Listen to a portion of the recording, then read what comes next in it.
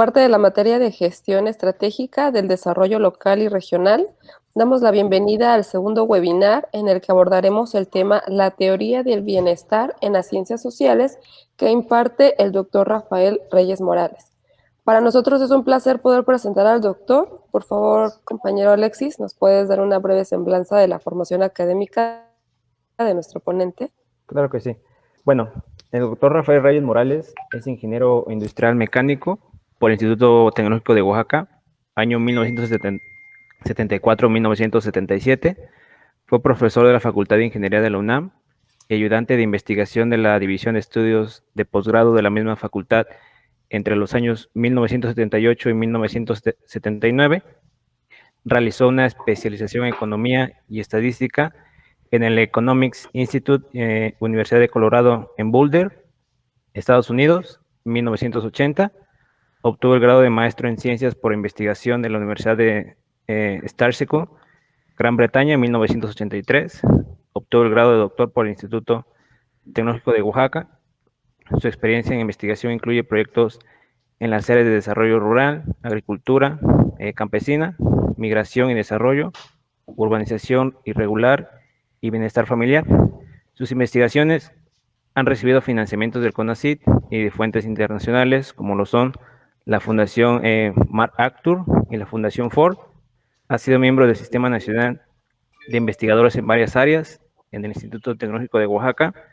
Ha sido 2 veces subdirector académico, jefe del Centro de Graduados e Investigación, jefe de la División de Estudios de Posgrado e Investigación, profesor investigador de los programas de maestría y doctorado en el reconocimiento del CONACYT. En particular ha sido pues, el profesor de la mayoría de las carreras de nivel de licenciatura en el Instituto Tecnológico de Oaxaca durante las últimas 3 décadas.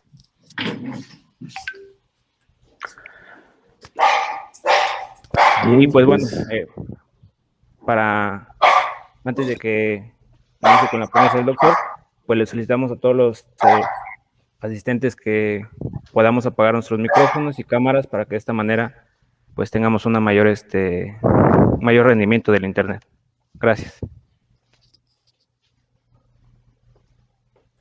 Bien, pues agradezco la invitación de la doctora Marisela Castillo Leal.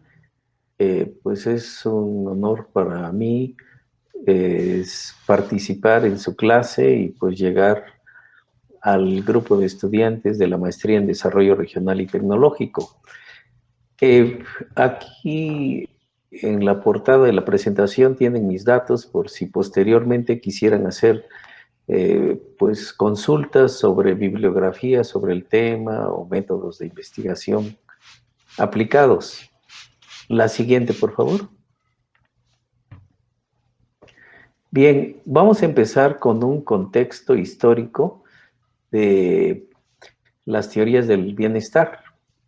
Las teorías del desarrollo y el bienestar aparecen después de la Segunda Guerra Mundial, durante la reconstrucción de Europa y Japón, y fuera de este contexto, en América Latina y el resto del mundo, también se impulsó el desarrollo entre los llamados países del tercer mundo con el apoyo de los Estados Unidos. La expansión de la Unión Soviética en Europa y en el mundo después de la Segunda Guerra Mundial impuso un modelo de desarrollo socialista como segunda vía, es decir, la primera vía del desarrollo fue impulsada por Estados Unidos y dirigido a la reconstrucción de los países que ganaron o perdieron la Segunda Guerra Mundial, pero que eran ricos e industrializados. Y los que no éramos socialistas ni del grupo de países ricos, formamos parte del tercer mundo. La Revolución Mexicana y el modelo de estado de bienestar posrevolucionario representa una tercera vía de desarrollo al margen de las 2 guerras mundiales. Es decir, México, cocinó su propio platillo de desarrollo.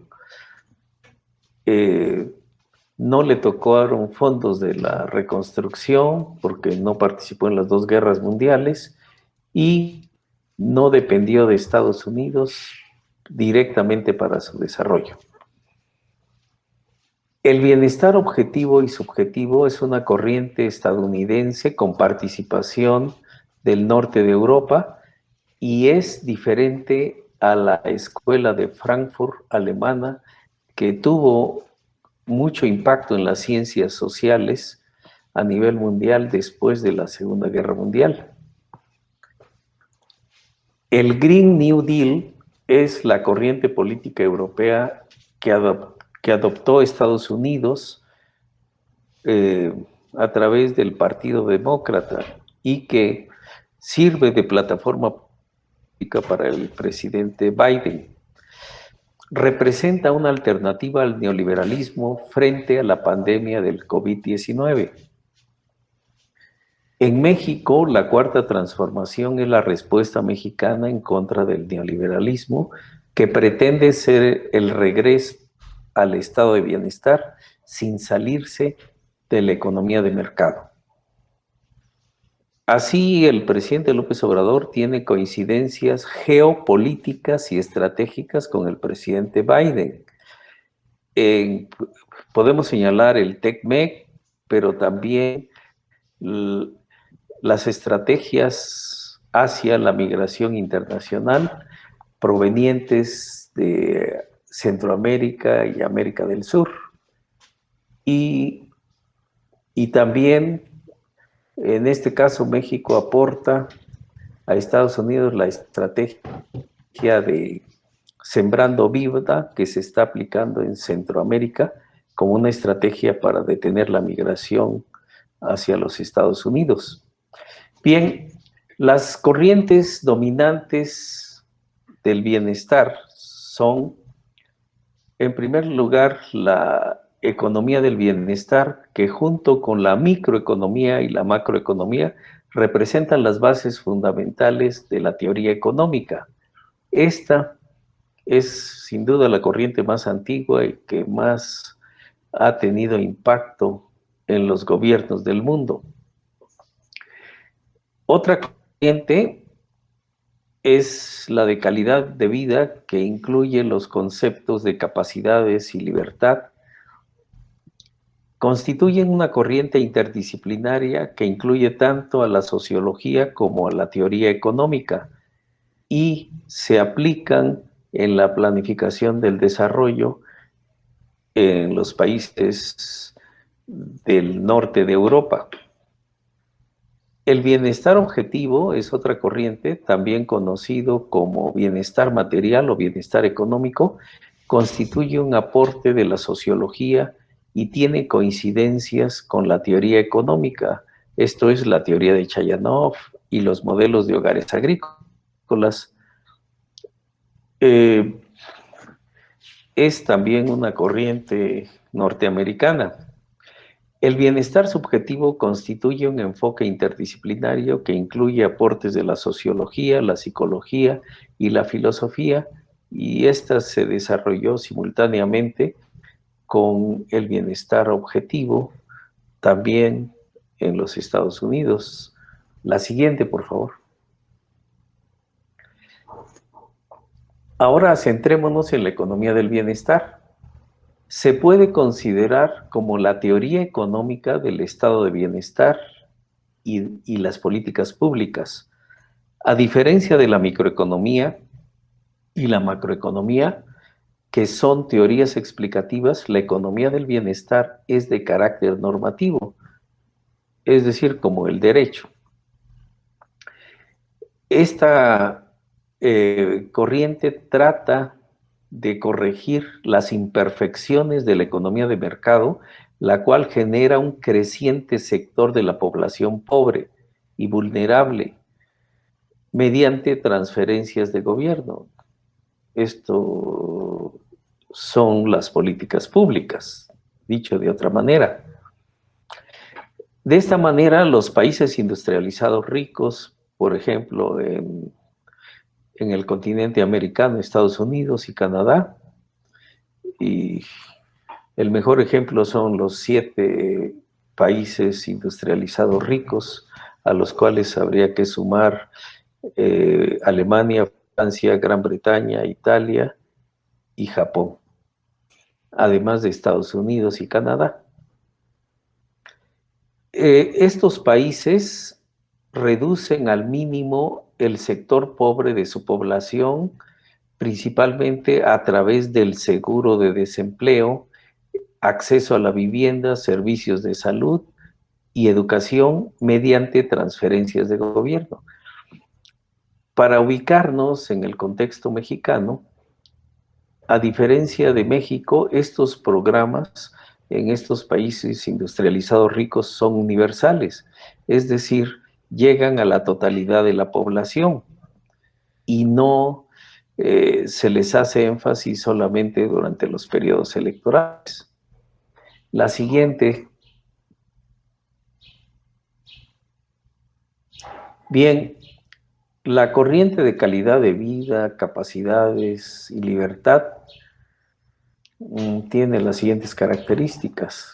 Es una corriente nórdica europea del bienestar objetivo y se puede considerar también como una extensión de la economía del bienestar. Para aquellos que quieran ubicar los países nórdicos, estamos hablando de Noruega, Suecia, Finlandia y otro país más pequeño que es Dinamarca. Esta corriente responde a la realidad social en lugar de ceñirse a la racionalidad económica en la cual se basa la economía del bienestar. En este sentido, es más humana. Sus resultados se pueden ver en los altos niveles de bienestar y muy bajos niveles de pobreza de los países nórdicos europeos. El enfoque de capacidades, que es parte del enfoque de bienestar de Amartya Sen, que fue premio Nobel, se utiliza como fundamento de las políticas de educación y sus efectos, desde luego en los países industrializados ricos. En México, los especialistas en educación prácticamente no utilizan este concepto. Asimismo, el concepto de libertad útil en el concepto de Amartya Sen, de bienestar, desde luego, encaja muy bien en las democracias nórdicas europeas. En los países democráticos, incluyendo los industrializados ricos, no siempre hay congruencia política con este concepto, porque lo mismo puede intervenir la fuerza pública para reprimir las manifestaciones en Estados Unidos, Europa y desde luego México, pero señalan, subrayan los espacios donde hay ausencia de libertad en los países vecinos que tienen otra plataforma política diferente. La siguiente, por favor. Bien, la corriente de bienestar objetivo alcanza su desarrollo, su consolidación en la década de los años 70 en el siglo XX en Estados Unidos. Esta corriente centra su atención en el bienestar del hogar y utiliza la calidad de la vivienda como la principal medida del bienestar objetivo. Existen,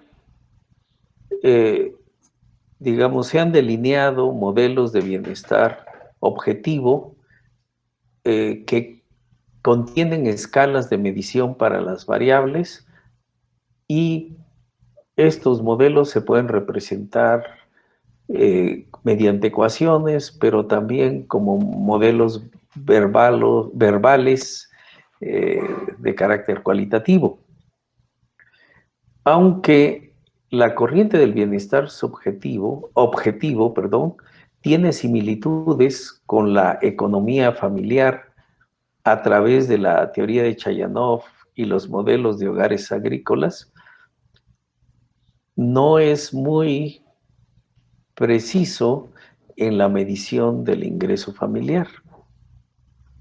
El bienestar objetivo en concreto representa el consumo de los hogares, tanto básico como no básico, de acuerdo a la concepción de bienestar del Coneval y en América Latina de la CEPAL. El bienestar objetivo tiene una relación directa con el bienestar subjetivo, corrientes que, como ya señalamos, se desarrollaron simultáneamente.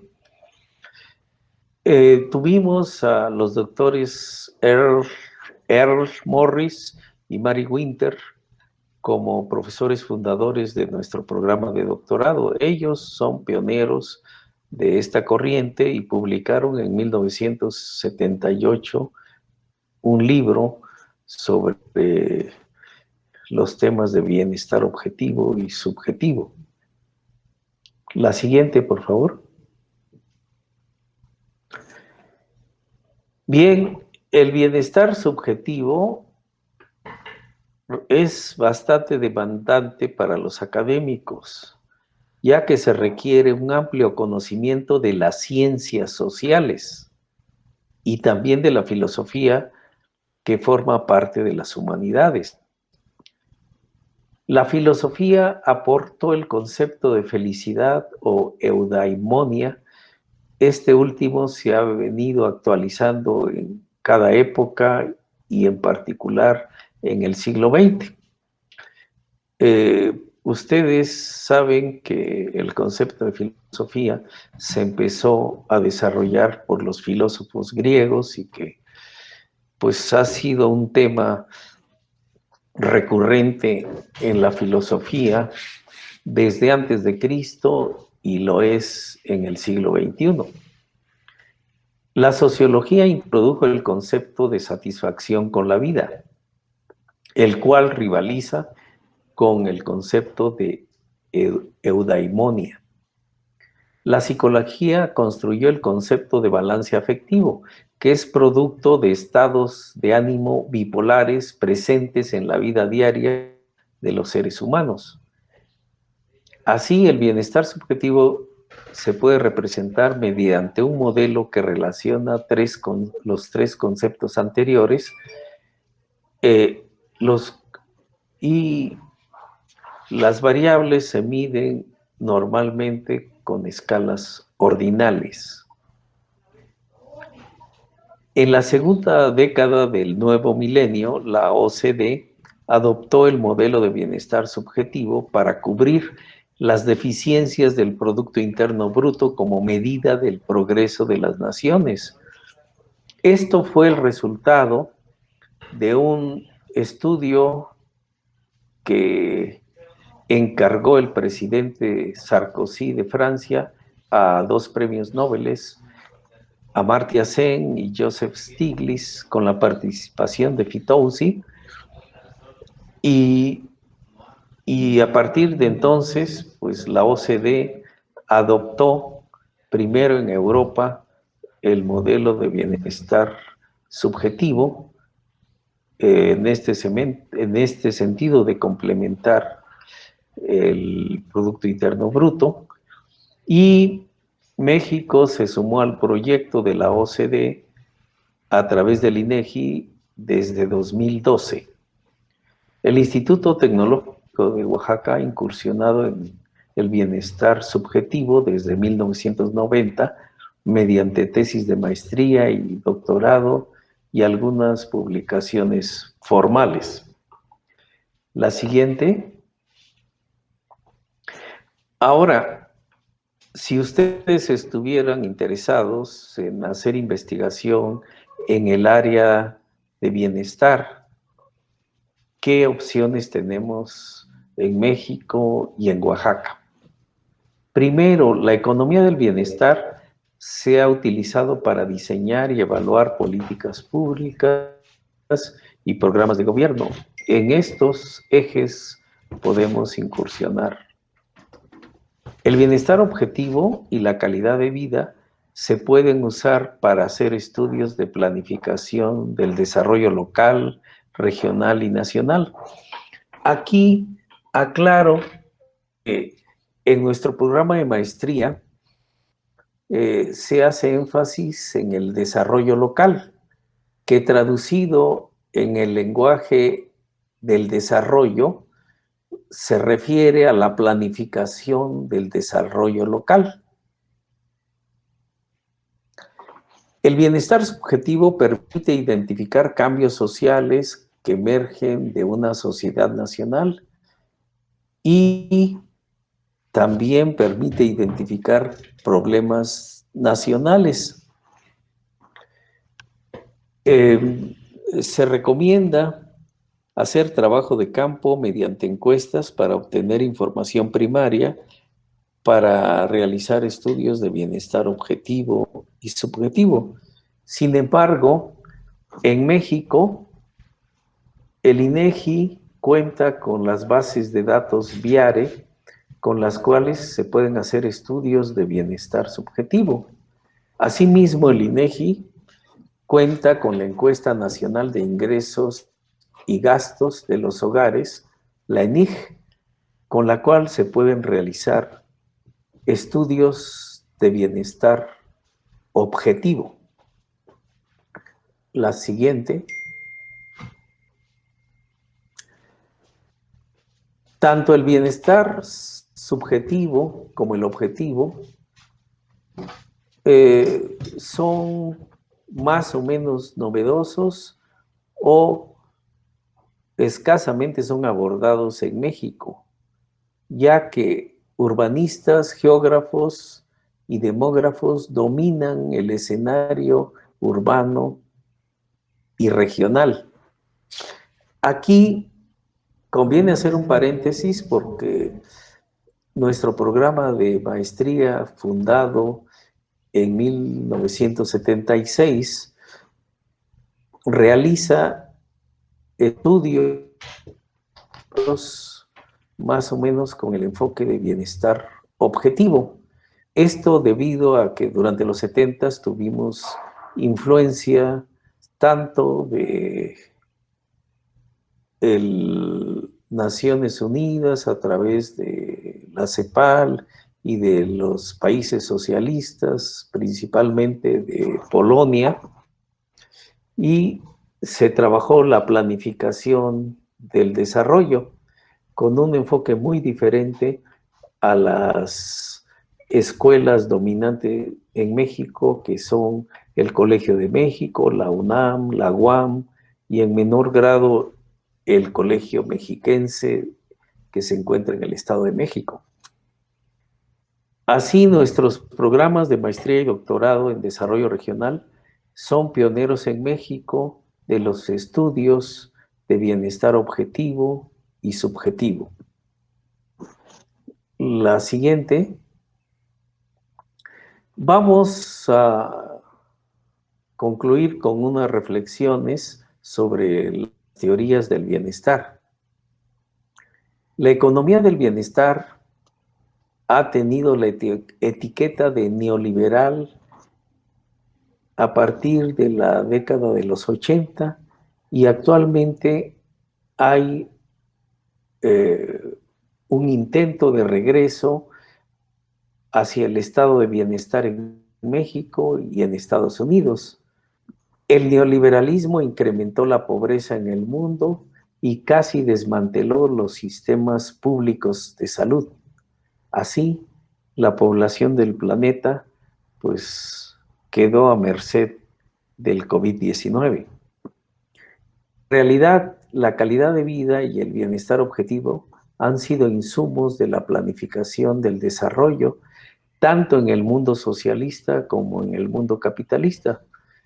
Nuevamente, aclaramos que hemos dedicado espacio, tiempo en los programas de posgrado, de licenciatura en México, en el mundo, a enseñar las mismas recetas de cocina, pero con diferentes nombres, de tal manera que planificación del desarrollo, planificación a secas o calidad de vida, bienestar objetivo, nos los han vendido con diferentes nombres y en realidad estamos hablando de lo mismo. La diferencia es de tipo ideológico, ¿verdad? En medio está la Guerra Fría, por ejemplo. El bienestar subjetivo debe convertirse en el complemento obligado de las teorías del desarrollo, porque éstas no consideran la opinión ni los sentimientos de la gente.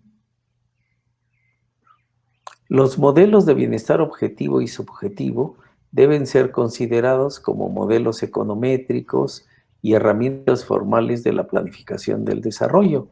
Ahora, estos modelos son tema de la academia, mientras que los gobiernos se apoyan en la economía del bienestar y en modelos econométricos elaborados por economistas del Banco Mundial, de los bancos centrales, y pues hemos dejado de lado aspectos relevantes en los que las ciencias sociales ha hecho contribuciones, como es el caso de las corrientes de bienestar objetivo y subjetivo.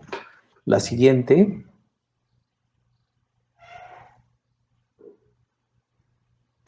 Sin embargo, hay que considerar que si bien la economía mundial se encuentra en ruinas por el COVID-19, la economía de mercado no va a desaparecer. Si leemos la prensa internacional, por ejemplo, The Economist o Financial Times o New York Times o los que gusten, por ejemplo, periódicos de Francia o de Alemania o de Guardian, que también es británico, podrán ver que, pues, en general el mundo ha empobrecido con la pandemia, pero los supermillonarios ganaron el año pasado, aumentaron sus fortunas en un 30%, incluyendo en México, Slim y la gran mayoría de nuestros supermillonarios que tienen más de $1,000 billones. Entonces, quiere decir que la economía de mercado no desaparece, se está transformando.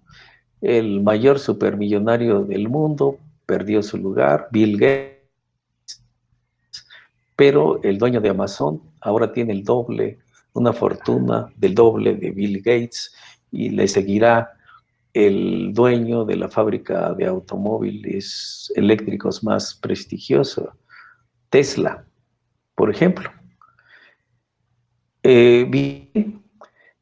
Por lo tanto, debemos aprender a vivir con la lógica de mercado y los académicos deberíamos apoyar a los pequeños productores en general, los artesanos, los microempresarios, a integrarse adecuadamente al mercado, desde las ciencias sociales, las ciencias empresariales, las ingenierías y las ciencias duras. El académico tiene la obligación de innovar, de cambiar paradigmas. Al respecto, las teorías del bienestar representan un reto para los académicos, que éstas pueden ser un instrumento de liberación, pero también lo pueden ser de dominación. Un ejemplo es cómo se ha usado la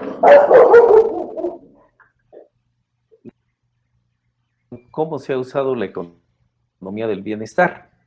Ya tuvimos una protesta por acá sobre lo último que dije. Finalmente, quisiera concluir con esta reflexión que les dejo.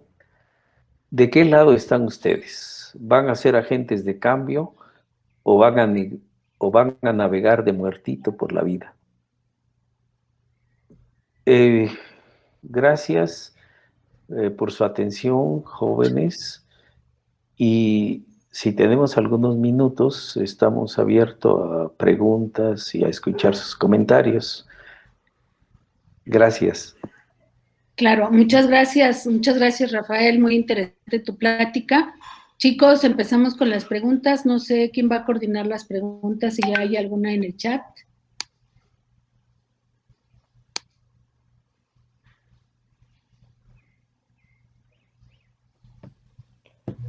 Sí, bueno, muchas gracias, doctor, por esta plática. Y hay una pregunta en lo que llegan más preguntas. Si gustan, comenzamos. Para la planificación del desarrollo, ¿es recomendable comenzar con el bienestar objetivo antes que el subjetivo? Bien, miren, el bienestar objetivo utiliza el mismo formato de las ciencias sociales, más bien de la economía, que es la disciplina social dominante, y pues es la única disciplina social que tiene premio Nobel. Si queremos estar seguros que es la ciencia social dominante, los economistas pues son los principales asesores financieros, económicos, y están en los bancos centrales de todos los países, ¿sí?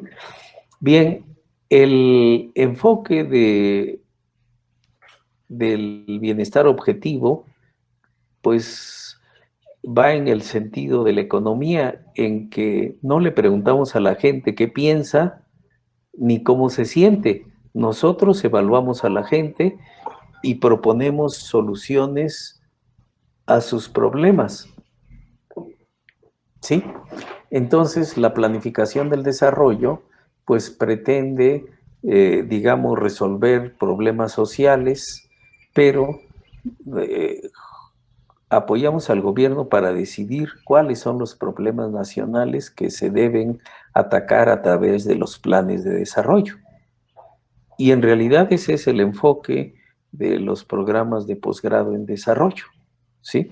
El del bienestar objetivo, en el cual pues el académico pues es la persona docta, sabia, que apoya al gobierno en la toma de decisiones, primero para seleccionar los grandes problemas nacionales y en segundo lugar para apoyar técnicamente en su solución a través de la elaboración de planes de desarrollo, programas de gobiernos, proyectos, etcétera, etcétera. Entonces, eso es lo que hacemos. La diferencia con el bienestar subjetivo es que el bienestar subjetivo le pregunta a la gente, ¿cuál es tu concepción de bienestar de acuerdo a tu experiencia, a tu contexto, a tu sentir? ¿Cuál es tu nivel de bienestar? ¿Cómo te sientes? ¿Estás triste? ¿Estás feliz? ¿Estás satisfecho? ¿Qué te acongoja en este momento? ¿Sí? Entonces es más humano, más pensando en la gente, y entonces la gente se autocalifica. Por eso la encuesta diaria del INEGI es bienestar autorreportado, porque es la gente la que se autocalifica.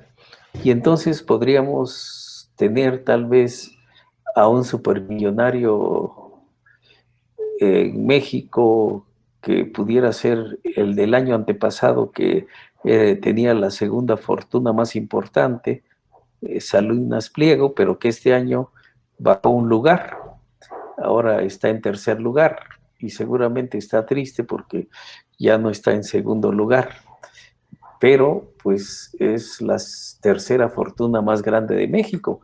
Y podríamos encontrar en asentamientos irregulares gente pobre que se siente feliz y satisfecha,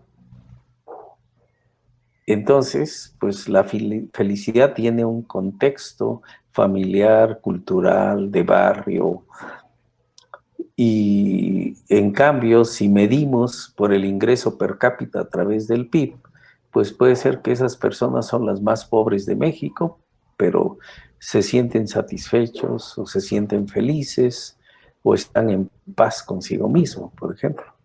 Entonces, de esta manera podemos hacer esa diferencia. Aquí lo que la OCDE está proponiendo es que se incluyan las evaluaciones del bienestar subjetivo para complementar el progreso de las sociedades, ya que el PIB pues no ha resultado tan satisfactorio para medir el bienestar en Europa. Y México, como miembro de la OCDE, pues ha tenido que adoptar el modelo de bienestar subjetivo como una imposición de OCDE. No sé si contesté más o menos su pregunta, y por ahí me parece que había otra más. Sí, bueno, la siguiente pregunta, bueno, la realicé yo. Sí. ¿Cómo relacionar, bueno, la calidad de vida, igual agregarlo con la felicidad y el bienestar? Y no sé si existen algunos indicadores que nos ayuden a entender un poquito mejor esta parte. Bueno, primero, el bienestar objetivo pues es muy similar al bienestar económico, y por eso también se le denomina bienestar material, nada más que pues tiene su propia concepción y su base es principalmente dentro de la sociología. Ahora, el bienestar subjetivo pues tiene tres grandes ejes o variables que son la eudaimonia, también llamado felicidad, o como le llama el INEGI, sentido de plenitud, como ahora se llama con más frecuencia entre los académicos del bienestar. Y existen, digamos, escalas para medir el sentido de plenitud. En el caso del INEGI, usa una escala de 11 puntos, es una escala ordinal, ¿sí? Esta escala la aplica, digamos, el INEGI mide el sentido de plenitud, pero también mide la satisfacción con la vida, que pues es otra medida del bienestar subjetivo. Y una tercera medida es el balance afectivo. Actualmente, el balance afectivo, los psicólogos, entre ellos el líder, Diener está separando el afecto negativo del afecto positivo y ve la interacción entre ambos, y no está muy de acuerdo en que hay un balance afectivo, sino hace énfasis en qué tanto afecta, digamos, el bienestar, los impactos negativos, en este caso, vamos a decir, los sentimientos negativos que son productos de fenómenos cotidianos de la vida diaria, pero también qué tanto nos afectan los sentimientos positivos y cuáles dominan sobre los otros. El balance afectivo, pues, hace, digamos, un balance, una resta, si ustedes quieren, entre los sentimientos negativos y positivos que son producto de nuestras vivencias diarias, ¿sí? Y entonces, lo que están tratando, esto es de la escuela psicológica, de los psicólogos, que este balance afectivo que son la cuestión bipolar que tenemos los seres humanos en la vida cotidiana, es decir, tenemos tanto sentimientos positivos como negativos, ¿sí? Y ese balance de sentimientos bipolares pueden afectar nuestro nivel de satisfacción o nuestro nivel de sentido de plenitud.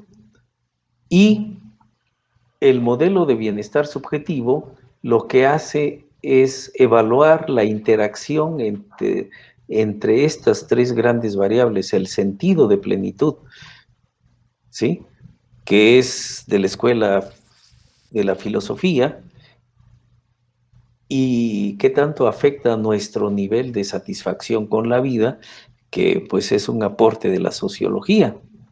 Y los psicólogos dicen, bueno, eso no es matemáticas, porque necesitamos tomar en cuenta pues estos sentimientos positivos y negativos de la vida diaria y que cambian esos niveles de satisfacción con la vida o de sentido de plenitud.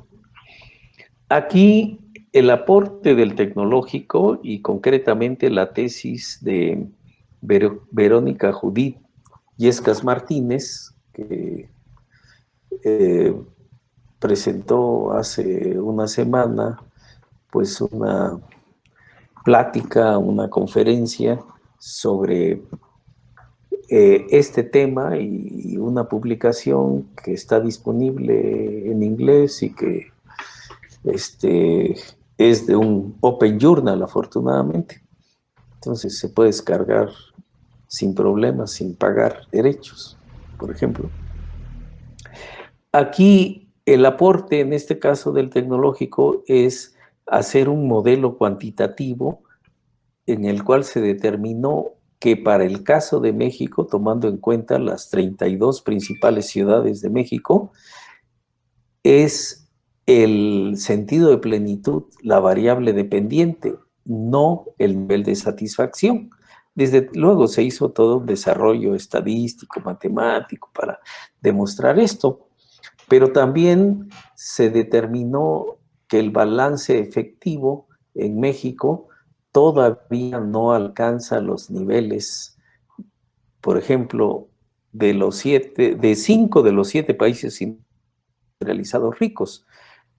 Estos 5 países industrializados ricos tienen 2 o 3 veces más tasas más altas de suicidio, 2 o 3 veces más que México. Y sin embargo, su nivel de bienestar objetivo o económico, pues es de los más altos del planeta. Ahí podemos decir Estados Unidos, Francia, Alemania, Gran Bretaña, Canadá, Japón, ¿sí? De los 7, pues se salva Italia, si acaso. Y pues ahora,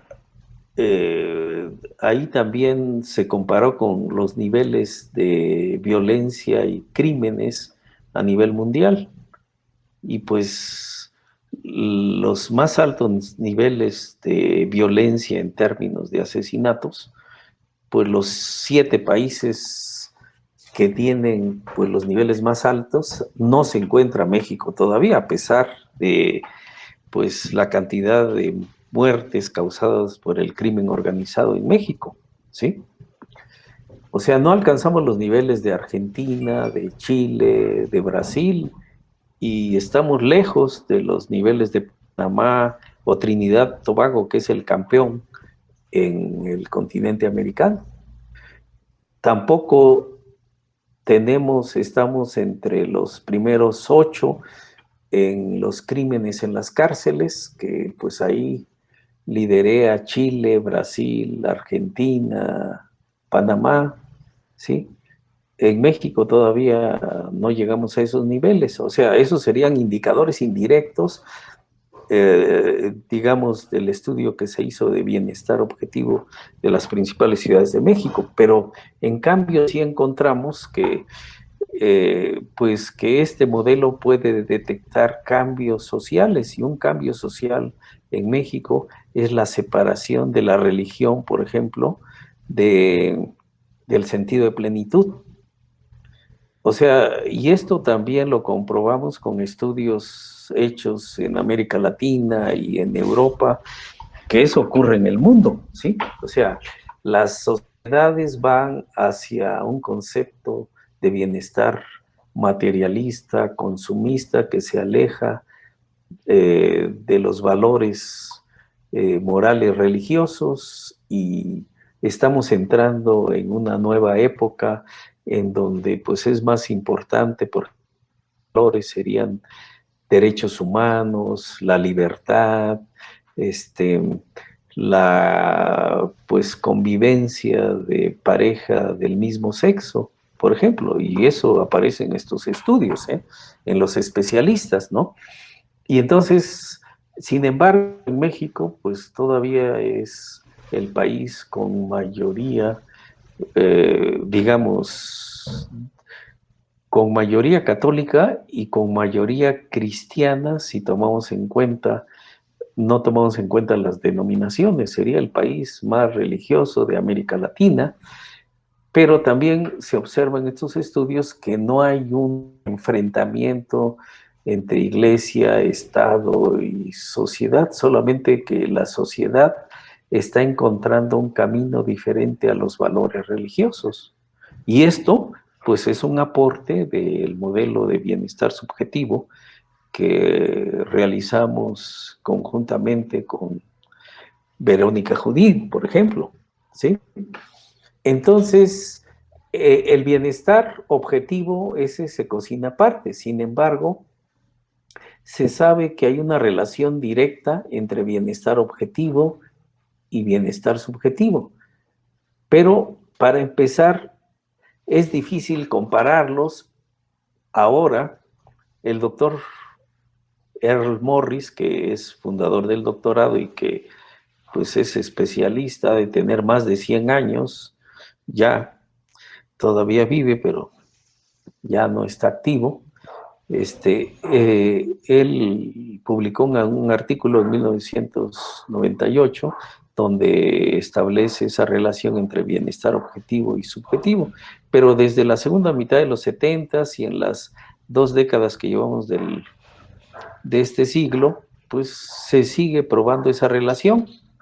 Nada más que formalmente yo les decía que es difícil probarlo de manera más formal que la de Denier y los demás especialistas, porque en primer lugar el bienestar objetivo toma como unidad de análisis el hogar, la familia, y el bienestar subjetivo es individualista, el individuo. Entonces, ¿cómo comparamos esas unidades de análisis? Son diferentes. Bien. Jóvenes. Sí, muchas gracias, doctor.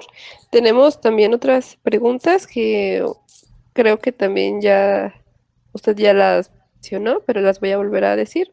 Entonces, si se integraran los dos tipos de bienestar, ¿esto garantizaría un mayor desarrollo o un desarrollo más rápido?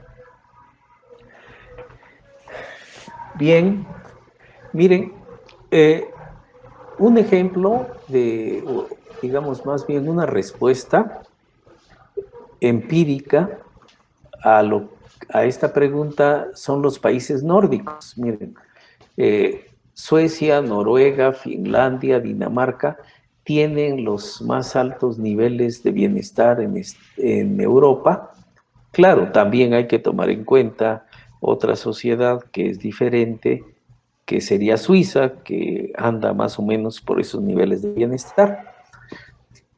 Estos países utilizan, no se apoyan en la economía del bienestar para las políticas públicas de combate a la pobreza y para elevar el nivel de bienestar, sino en el bienestar objetivo en su propia versión, que es la versión de calidad de vida, que es el enfoque nórdico del bienestar objetivo.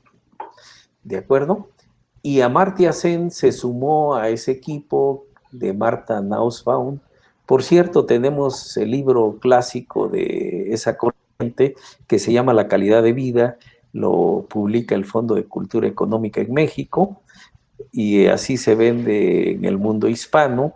Los coordinadores obviamente son Martha Nussbaum, que es uno de los exponentes de esa corriente, y Amartya Sen.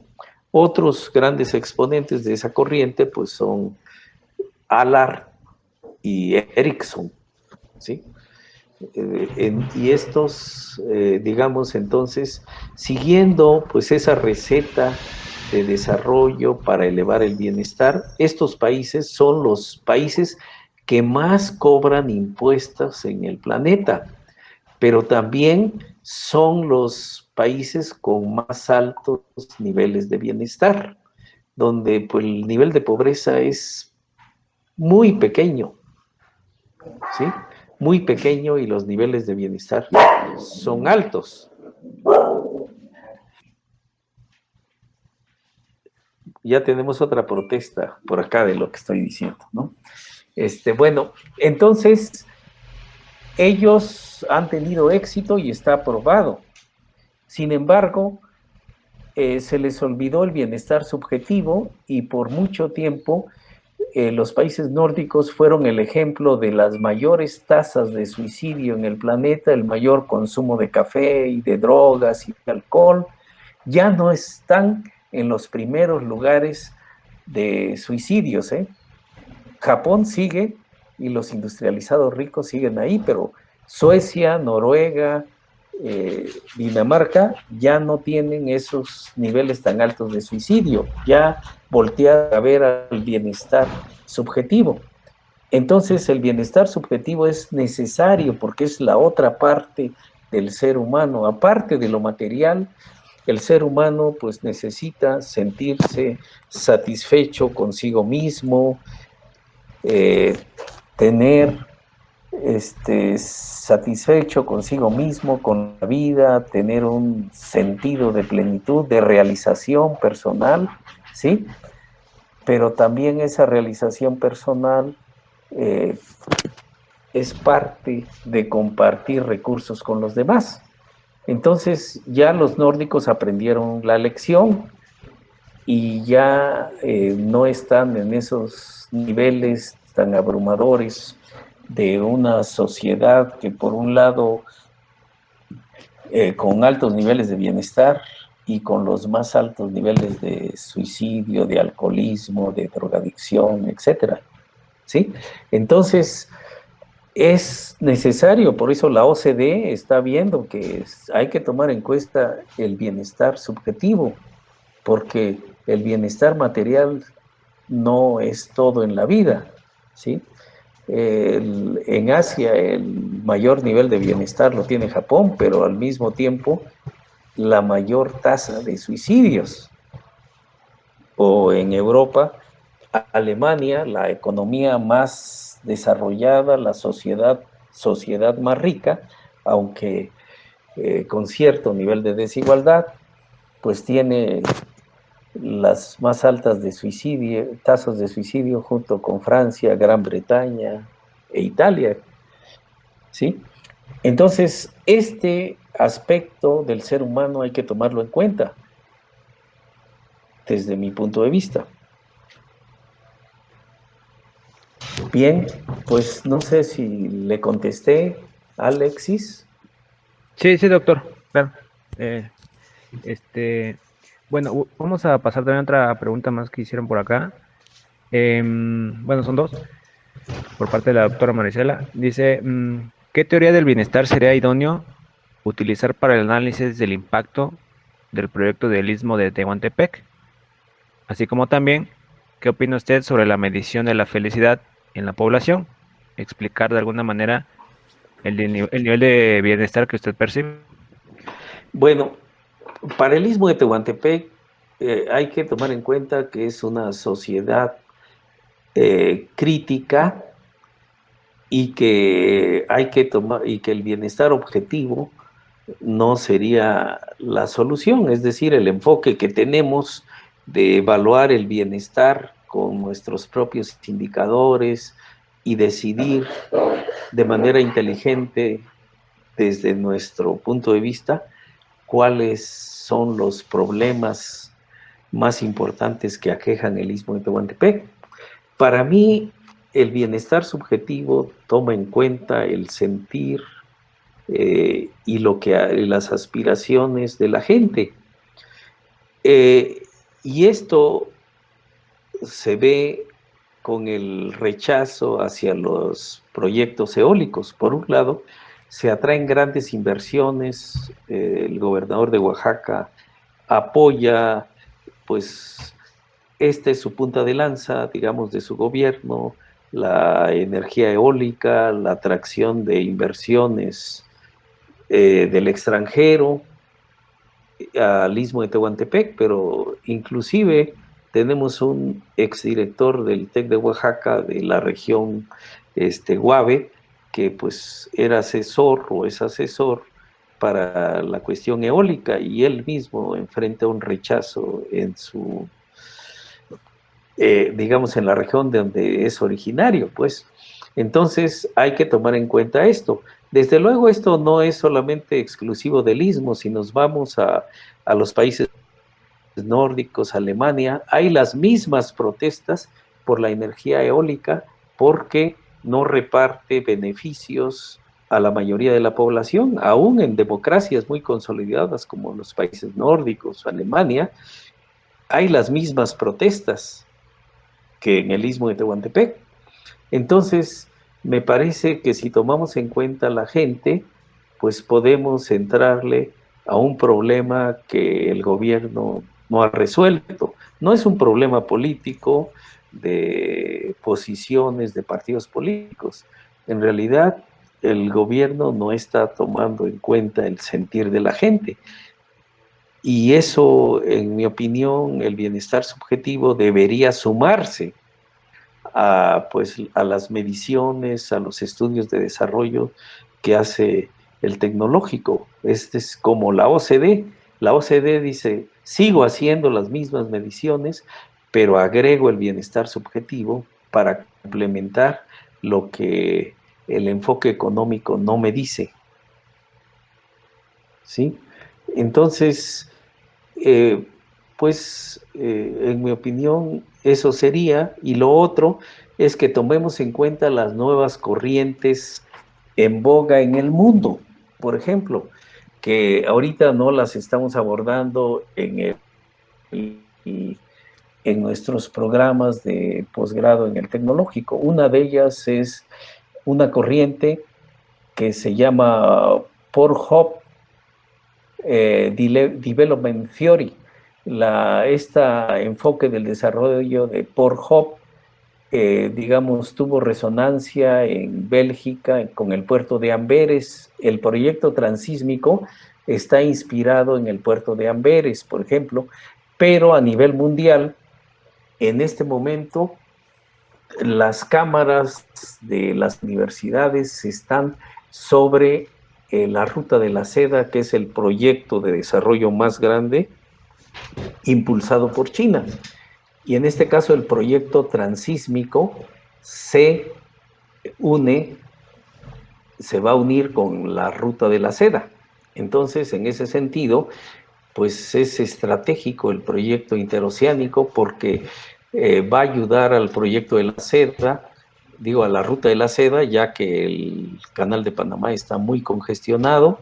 El transporte marítimo por el corredor transísmico tiene 1 hora más que transitar por el Canal de Panamá, entonces es bastante competitivo en ese sentido. Entonces, además del Pornhub, serían las nuevas corrientes que sustituyen a las teorías de polos de desarrollo y del lugar central, que pues tienen que ver con los puertos industriales, el Pornhub, pero también hay otra corriente del impacto de la infraestructura en el desarrollo, que en este caso tiene que ver con el corredor transísmico y con la conexión de las supercarreteras de la ciudad de Oaxaca a la costa y de la ciudad de Oaxaca al Istmo, y la que ya existe, que nos conecta con el centro y norte del país, ¿sí? Entonces Oaxaca se refuerza como polo de desarrollo y se integra al corredor del Istmo. Y en este sentido, pues hay una corriente de desarrollo basado en el impacto de la infraestructura del transporte marítimo, terrestre, aéreo, para impulsar nuevos polos de desarrollo y desarrollo regional.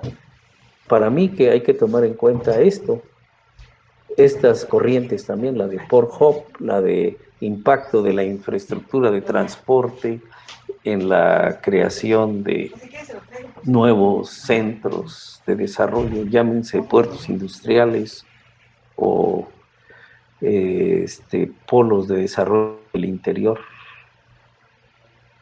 Bien, pues se nos acabó el tiempo y pues yo les agradezco Sí, la doctor. invitación, sobre todo a la doctora Mari que nos abrió este espacio y espero que haya servido de algo. En la presentación dejé mis datos por si quisieran comentar algo más sobre estos temas que abordamos.